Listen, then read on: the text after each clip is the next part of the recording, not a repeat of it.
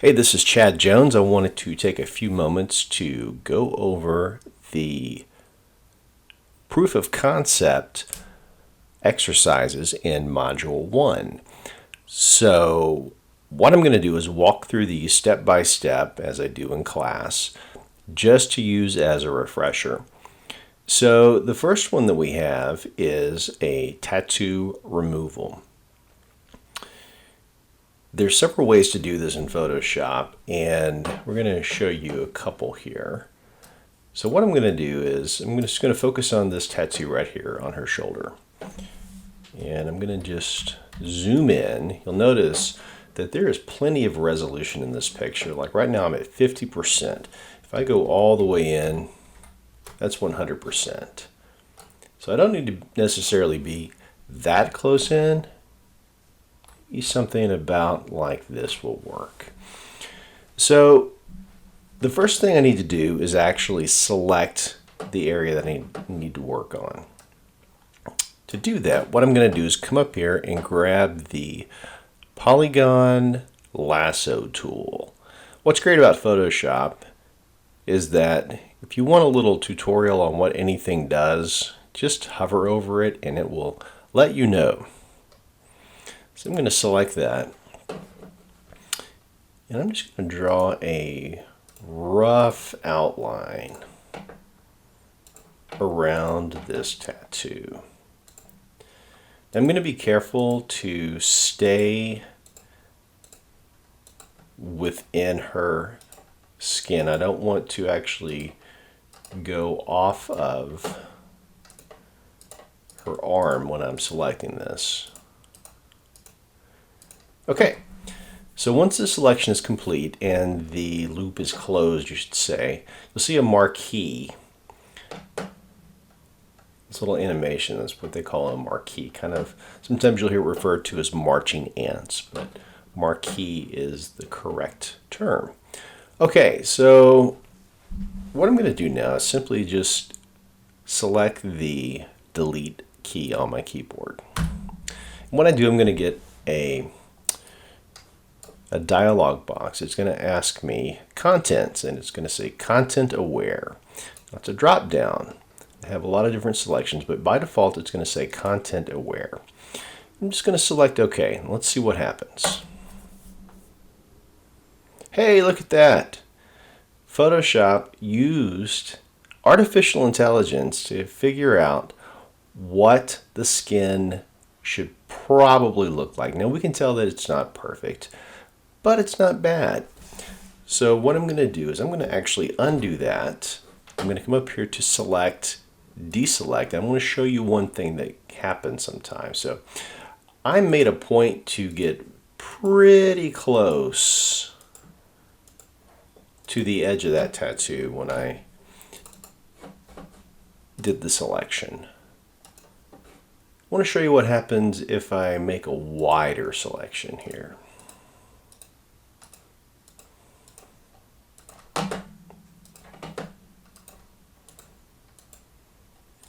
So not a lot wider, but just a little bit.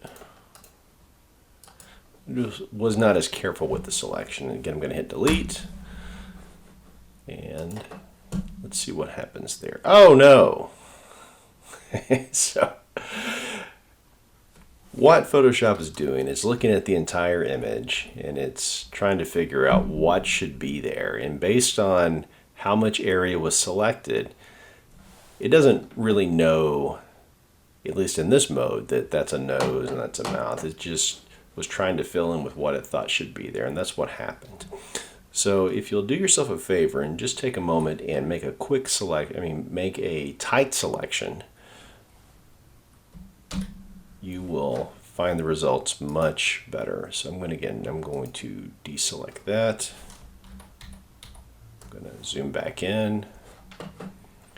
And to zoom, I'm just basically pressing or holding the control button down, command on a Mac, and then pressing the plus button. If I press the minus button, I zoom out. Okay, so let's try that again. Again, I have my lasso tool selected, polygon lasso tool. And I'm making a fairly tight selection with this tattoo. If only tattoos were easily or this easily removed in real life. Not the case. And so just because I do this does not necessarily mean I'll get the same result as I did last time. Okay, I'm going to hit delete again. And let's see what happens. Oh, it gave me the mouth again. I got lucky the first time. All right. What I'm going to do is I'm just going to leave that. I'm going to show you step number 2, right? So if you do happen to get lucky and get all of it deleted without any other weird appendages or other body parts being put in there, then count yourself lucky and continue on. But even if this happens, you know what? That's okay, because we're going to move on to step number 2. All right, so I'm going to come in, I'm going to go select and then deselect. All right, I'm going to zoom out just a little bit because I need to see a little bit of context to see what this area needs to look like. So ultimately what we'd like to do is get, you'll see that there is like a highlighted area right here. We'd like these highlights to be maintained, and there's some midtones and a little bit of a shadow area. We kind of like these general areas to be maintained throughout, right? So we're going to use a tool called the Clone Stamp tool. The Clone Stamp tool, and that tool is right here. The Clone Stamp tool. So I'm going to select that, and the way this works is that it samples or it copies one part of the image, and it will then place that part of the image where you click. So there's one other thing to be aware of, and that is your brush size. So the circle that you see right here, that's my brush size. I can decrease or increase this brush size by pressing the open and close bracket keys.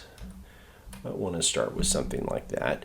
You can also manipulate your brush size by coming up here and clicking on this little arrow, and you can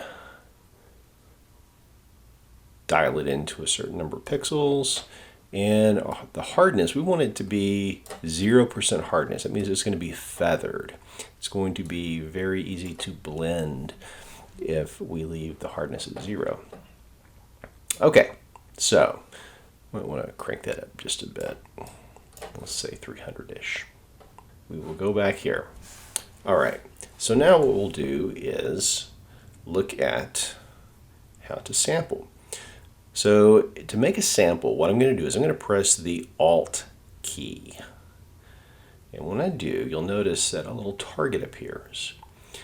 And I'm going to left click one time, and that's going to record my target or my sample area. Now, when I come down, and you'll see a little bit of a preview as to what it's going to look like. You'll notice as I do that, you'll see it kind of covering up part of the area, right? So I'm going to come down, I'm going to come straight down. The reason why I want to come straight down and I don't want to go over here is because the area that I sampled doesn't match over here, but you know what? It does pretty well right here. I'm just going to click and I'm going to drag just a little bit. So the key here is just doing a little bit at a time. So basically we're going to be painting in vertical stripes, basically painting with samples of the area of her skin above and below where that tattoo is. Okay, or actually that false mouth where the tattoo was. Boy, it's getting pretty meta in here actually. So I'm going to click, or I'm going to hold down Alt and click one time and come up here, and then I'm just going to drag up. Okay, we're getting somewhere now. I'm going to make my brush a bit bigger. Okay, and then I'm going to again hold down my Alt key, sample again. I'm going to basically sample every single time I do this. Now you'll notice that as I move the brush, the sample area also moves, and you'll notice that we now have a new lip area being put down in this preview. So it's important to keep an eye on the distance in which you move your brush. So I'm going to undo that. I'm going to try it one more time. I'm going to start down here a little further, and I'm going to again hold down the Alt button and just move up just a bit. Oh, did it again.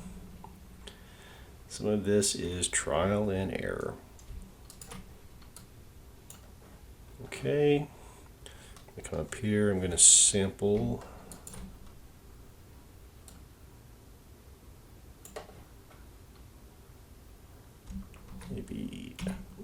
maybe right here.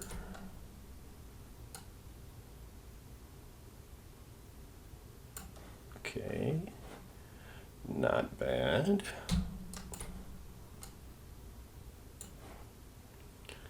Looking pretty realistic so far.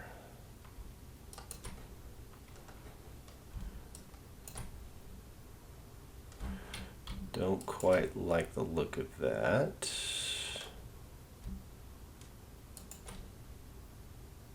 Okay, that's looking pretty good. Now it still looks a little splotchy, right?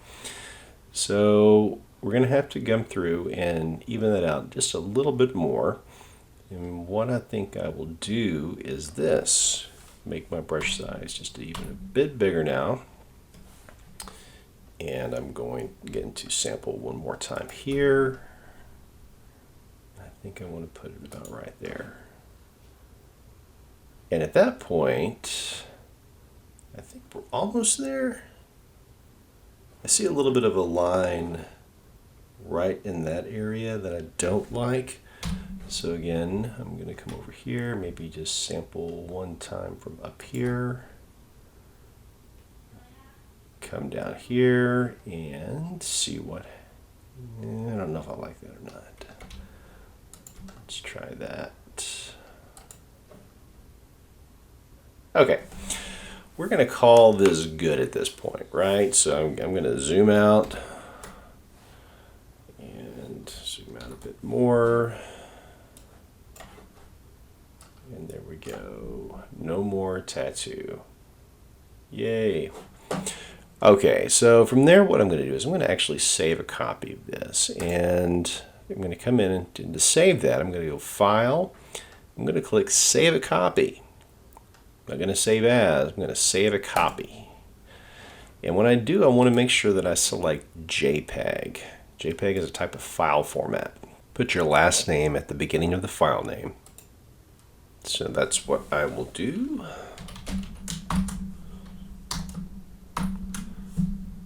And with that, I will save this on my hard drive. It's very important that you save all of your work for this class on your hard drive that you provide, your own portable hard drive. If you save anything on one of our computers locally, there is no guarantee that it will be there the next day. Many students have lost many files this way. Always save your own work on your own drive. So I just made me a new folder. I'm going to say super organized here. I'm going to call this module 1. And I'm going to save that. As far as options are concerned, 9 or 10 is fine as far as the quality is concerned, and save that. Great. That is now saved. Let's move on to the next one. So the goal with this picture is that we'd like to change the color of the background. So a couple of ways to do this. Both are relatively easy. One thing that we have going for us here is that the background is one complete solid color. Really the goal of this exercise is just to show you some selection tools and also to show you how to use an adjustment layer. So let's begin, shall we? We're going to use something called the Quick Selection tool.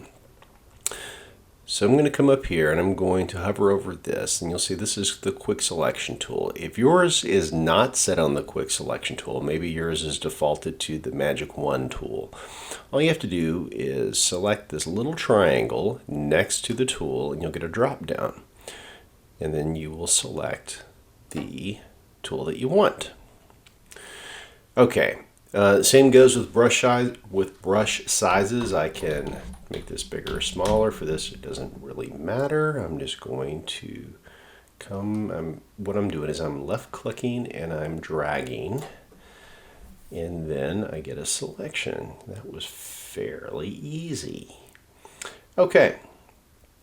So what I'm not going to do is just click delete and try to make a new color. I'm going to actually use the existing color and do something with that. What I'm going to do is come over here, and this is something that you may or may not be aware of, but this is called your layer panel. I'm going to make a new type of layer. The layer I'm going to make is called an adjustment layer. And to make one, what I'm going to do is click on this circular icon that's part of it is filled in and part of it's not. I'm going to click there. I'm going to get a pop-up menu, and I'm going to select hue and saturation. And when I do that, you'll see that a new layer has been created, and two things are in this layer. One is this little icon here, which lets me know this is a hue and saturation adjustment layer. And then the other one is this little icon, which represents a layer mask. To see the effects of this, you can click on hue, or the little slider on hue, and then just take a look at the color. This is pretty crazy. And you'll notice that it's not the color that I actually have the pointer pointing at. It's something different. And the reason is because we're not starting right at 0. We're starting, this is our base color that we're starting with. So the base color that we start with plus this much adjustment equals this color. So pick a hue that you think is nice looking. I'm going to pick one in which it's easy to see the outline, because you can notice, like if I pick this color, that we do have quite a bit of outline that we need to work with, that we need to fix. I might be making it a little bit hard on myself. Let's see what we can do with that. So now that I have that, what I'm going to do is come over and I'm going to select a layer mask here on this layer. And you'll notice when I do that, I now get a different selection, or a group of selections in my properties. What I'm going to, right here where it says refine, I'm going to select and mask. And my entire interface is going to change, and that's okay. So what happens here is that I'm going to be able to shift this edge. I'm going to really work with this first, and then I'm going to fine tune it with some of these other. But actually, I got a little bit ahead of myself. I'm going to dial in a radius first and shift edge. So when I go positive, I'm just going to really go for it and see what happens. Sometimes making big adjustments, let's see the effect of something.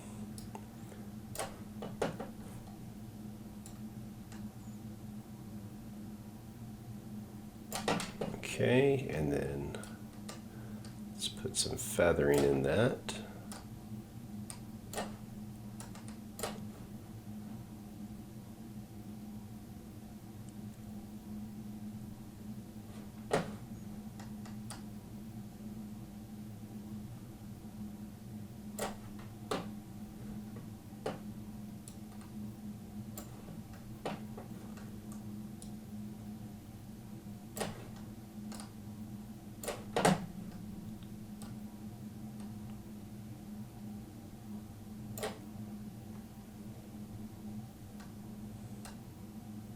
Okay, I'm starting to see some.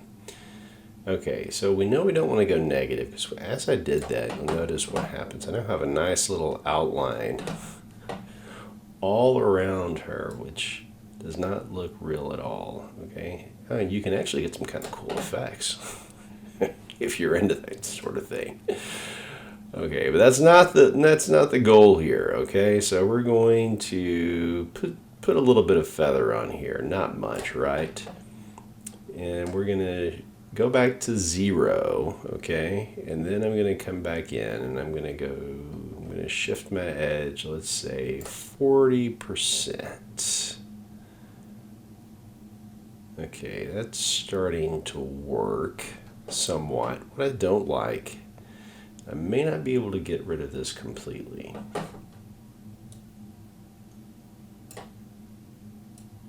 I'm just going to take the smoothing down and see what happens.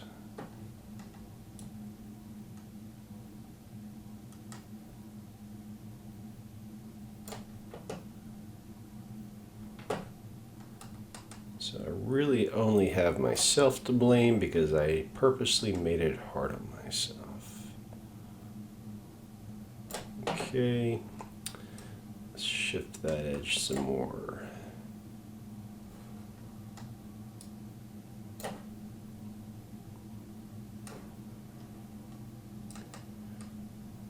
Again, this, depending on the speed of your computer, it may or may not go quickly. It's getting a little better. It might just be okay to live with something like that. Okay, so I'm going to click OK. Oh, and this is kind of fun too. If you want, you can just show the edge. It's not a bad edge. And then you can also show the original up here. Is it going to do it for me or no? Oh yeah, it did. So that's a before and an after. Okay. Yeah. I can live with that. And we're going to select OK. And then once we do, it's going to render those settings, and then it's going to give us a finished product. All right, again, so that's one way to do that, right? So all of these changes that I made are in this layer. If I want to, I can come in and I can just unselect that. It's like magic. Okay, I did that on purpose because I want to show you one other thing, and that is just a way that some new methods in which Photoshop works. One way is this. So we're going to come over here and go to Select, and then under Select, I'm just going to select Subject. And so Photoshop is using artificial intelligence to figure out that yes, the human being is the subject of this photograph, and it created a selection for me. Now, if I were to go in here and make a layer mask, actually, I'm sorry, make a new adjustment layer. And at that point, if I started to adjust it, actually, I apologize, I clicked on the wrong one. So I'm going to delete that because I chose the wrong type of adjustment layer. Let's try that one more time. And I'm going to make that a hue and saturation. But as I did that, my layer mask also came undone. So no harm, no foul. Let's come over here again and go Select. And then I'll go Subject. And there's my selection again. So again, I'm going to come down here and select on my adjustment layer button and select hue and saturation. And then again, I get a new adjustment layer. So now what I'm going to do is I'm going to start to move my, oh wow, what's happening here? Okay, if you'll look here at the layer mask button on these layers, what happened was when I selected the subject, it actually selected her, and when I applied the new adjustment layer to that, it's applying it to her. We actually want the inverse of that. Okay? Totally capable of doing that. All we're going to do is come over here and select this. We're going to select invert. Easy as that. Now, if I'm being totally honest,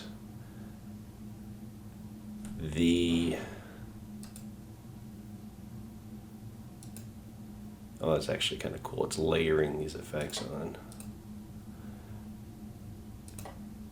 The selection it made with the artificial intelligence, just the select subject, it made a lot cleaner edge. It's almost perfect. It needs a little bit of help, I think, but it is pretty good. Okay, so there's two ways of doing that. I personally like this one the best. I'm going to come over here, File again, save a copy, put my last name, and then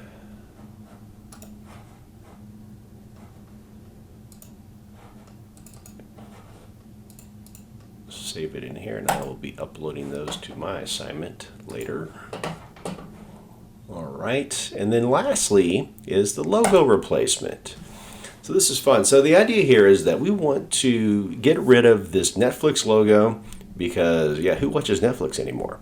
That's a joke. We want to get rid of the Netflix logo, and we want to replace it with my new favorite streaming service, Apple TV Plus. I just finished a series called Severance on Apple TV. If you've not seen it, highly recommend. It's a great show. So we want to replace Apple TV Plus with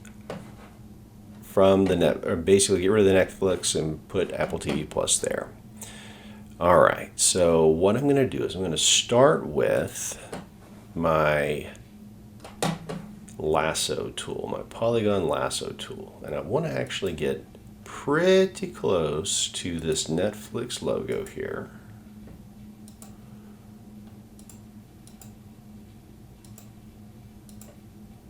And I'm just going to outline around it.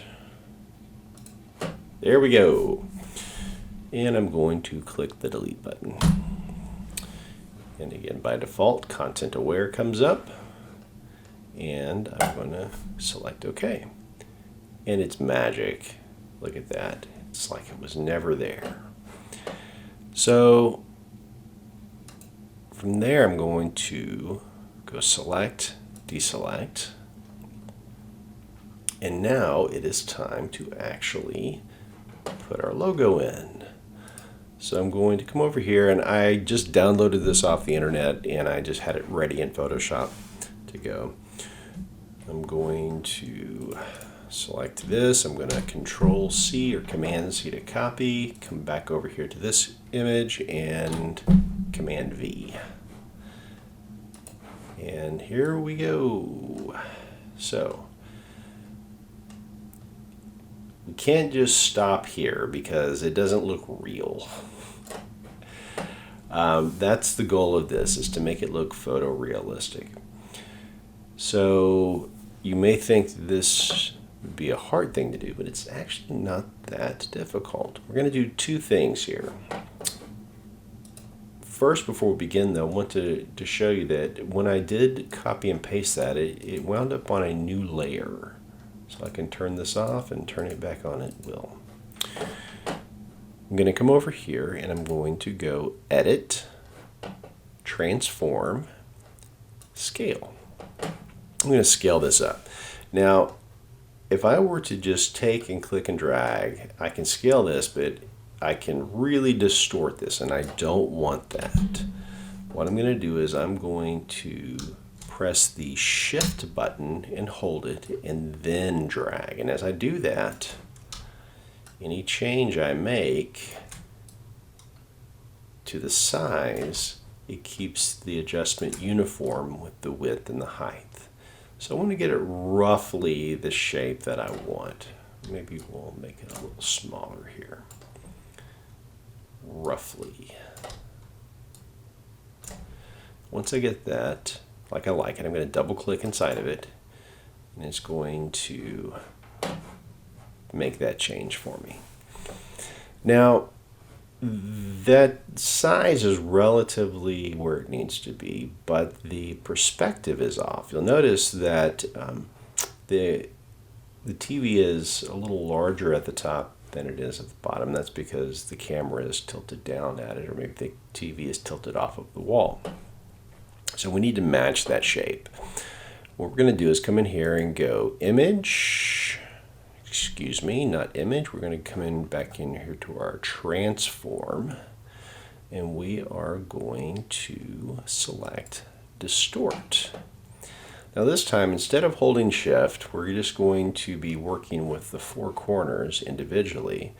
And what I'm going to do is as I take this, you'll notice that it kind of gets a little wonky, right? But I'm going to try to put each of these corners in the four corners of the television as best as I can see. And we're going to have to guess where this one is because this guy's head is covering it up. But we're going to say that's pretty close.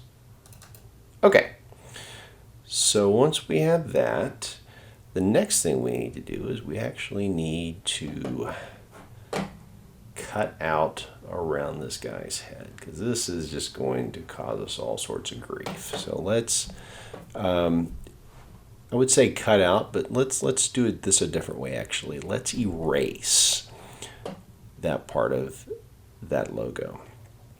And so we're going to use something called the eraser tool. The eraser tool is found right here. I'm going to select that.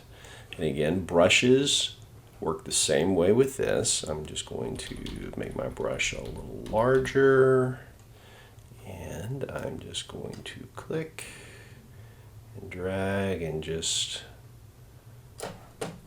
now I don't want to go too much. If I go too much, I'll start to erase the logo. So don't do that, but just around his head should be fine. And maybe I got a little too aggressive with that.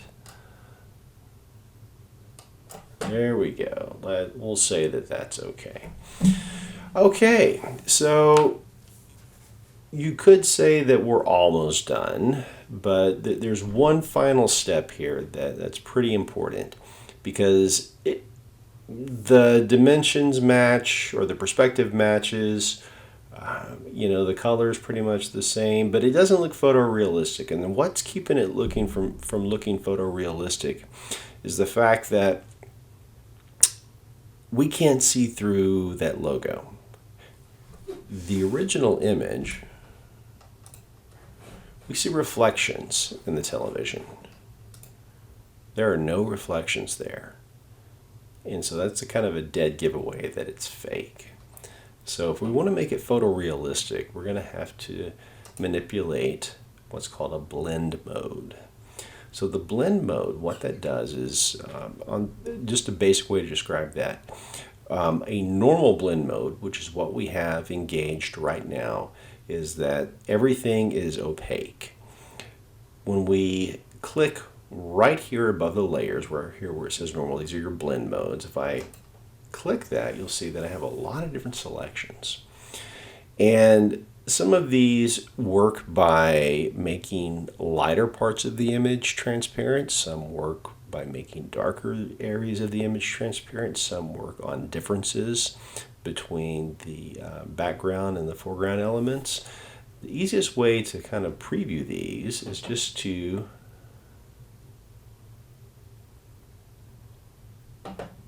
go over them and see what they do. It's kind of fun. You can get some really weird stuff too. Oh man, that's kind of creepy. I kind of like it too. Anyway, so let's see here. I'm thinking that, let's see here. That's called screen. That's pretty good. And you'll notice subtle differences here with the plus has a glow effect on it, right? And depending on what we select, it may or may not actually retain that glow. So with the lighten mode, there's no glow there. With the screen mode, there is. It's a little weird. I kind of actually like that, but I don't think we're going to use it here. I think we're going to go with linear dodge. Actually, let me just look at this one more time. There's screen, linear dodge. Those are pretty similar, so let's just go linear dodge. The last thing I'm going to do here is I'm going to take my opacity. Opacity is just how transparent something is. If I turn it all the way down, it disappears. I'm going to... It needs to come up a little bit here. Okay.